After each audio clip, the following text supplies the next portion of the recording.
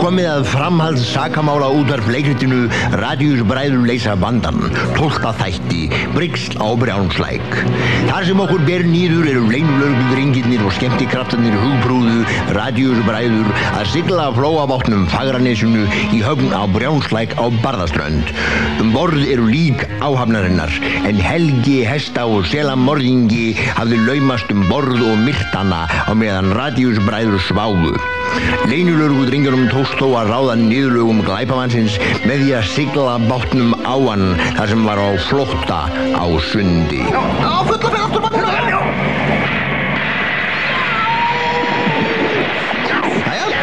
Nú erum við að leggja af bryggjunni. Já, og sérðu allt fólki sem komið að taka á mót okkur. Ferjan náttúrulega eftir áætlun og fólkið að velta í fyrir sér hvað það hafi tafið hana. Nú verðum við hirtir. Þetta verður gott gík í kvöld. Sérðu, fólkið veifar til okkar. Verðum við ekki að segja einhverja skrítlur, Steini? Jú, hátalarinn virkar. Vitið, það þarf marga bombara til að skipta ljósaperu. Bara einn, en það eru 10 á gestalista. Góður, Steini, góður. Nú ég. Hvernig getið þið vitað að það var Pólverji sem braust inn í húsið ykkar? Nú, það búið að éta upp úr ruslafötunni og kíkin ólétt. Þetta var nú ekki svona lélegt. Ætli það sé mikið af Pólverjum á Brjánslæk? Hvað fólkið að segja? Heyrðu það? Nei, nú höfum við lagt að. Göngum niður á bryggju og tökum við árnaðar óskum fólksins. Við hefðum nú getað tekið líkin, sjáðu kokkinn, líkið á honum lafir hátt út fyrir borðstokkinn og blóðið lekur niður skipsleiðina. Ég vissi ekki að mávar legðust á lík.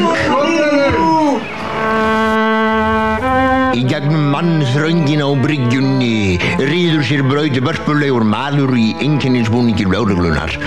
Augljóst að heimamenn bera djúpa virðingu fyrir þessum hávaxna glæsimenni.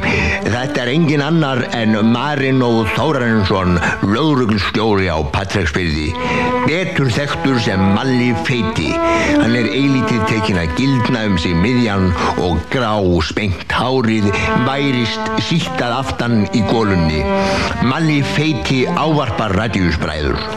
Svo það svona komið fyrir ykkur. Já, við komumst nú í hann krappan, get ég sagt þér. En við leystum vandan eins og okkar von og vísa. Og þið hafið kannski skýringar á ástandi Júlíusar. Júlíusar? Hvaða Júlíusar? Það má svo sem vera þið hafið ekki einu sinni haft fyrir því að spyrja kokkinn til nafns áður en þið myrtuð hann. Það vorum ekki við. Það var Helgi, hesta og sela. Helgi, hesta og sela? Já. Sá sem að þið sögðuð að hefði staðið fyrir hesta og selamorðum á Grundarfirði. Sá sem synti út á miðjan Breiðafjörð og hefur ekki sést síðan. Einmitt, sá maðurinn. Jáhá, og hvar Helgi þá núna? Okkur tókst með lagni að keyra skipið yfir hann þar sem hann var á flótta eftir að hafa myrt allan borð og við tukluðum hann niður með skrúinni. Þið sem sagt játið morðin á ykkur? Já, nei, bara morðið á Helga, hesta og sela. Hinn morðin játum við á hann. Drengir, grípið á þeir eru sekir. Þið eru hér með teknir fastir. Nokkrir íturvaxnir menn grípa nú Radíusbræður óblíðum handtökum og henda þeim inn í lögreglubíl á bryggjunni. Það rennur upp fyrir leynulögregludrengjunum þar sem þeir sitja lekkjaðir í fangabílnum að úthugsað illvirki Helga, hesta og selamorðingja hafði gengið upp. Að þeim yrði kennt morðin á gervallri skipshöfninni. Það ekið af stað í bifreið. Æ, nú erum við komnir í laglegar ógöngur, Steini minn. Já, hér sitjum við hlekkjaðir í lögreglubíl á leið til Patreksfjarðar. Svei mér ef þetta minnir ekki á ameríska bíómynd. Við hér á leið í tukthúsið í gulri rútu. Helvítir hann ófrýnilegur, þessi stóri ljóti negri sem situr við hliðina á þetta Dabbi. Reyndu nú vera kurteis og heilsa honum. Já. Heill og sæll, Dabbi heiti ég, leynulögregludrengur og skemmtikraftur og hér fyrir algjöran misskilning. Your ass is grass, motherfucker. Jæja, þá er það frá. Steini, ég hef það fyrir sagt að það marg borgi sig að koma sér vel við samfanga sína. Radíusbræður nú leiddir inn í rammgert fangelsið. Leynilörgudrengjunum snöllu gert að afklæðast, fara í lúsabað og að lokum eru þeir snoðkliftir.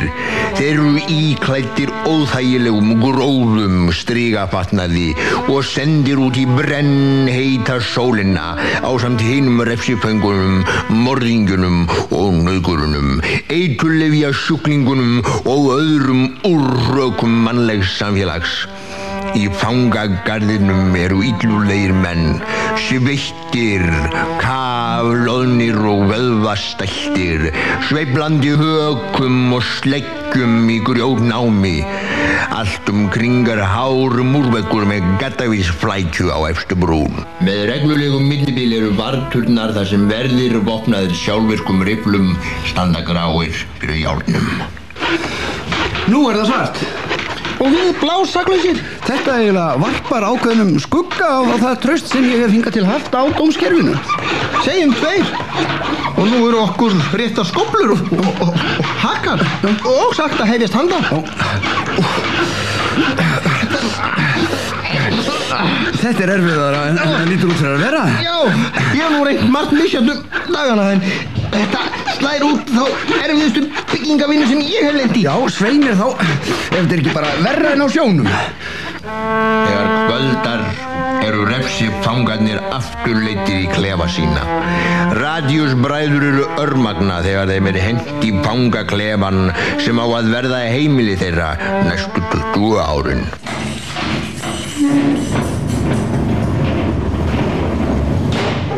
Jæja, Steini minn, en við erum þó heppnir að fá að vera saman í klefa því svona þér að segja þá virðast mér hinir vistmennirnir hálfu ógeðfeldari en þú. Já, en þetta ekki bara til þess að ala á fordómum í okkar garð?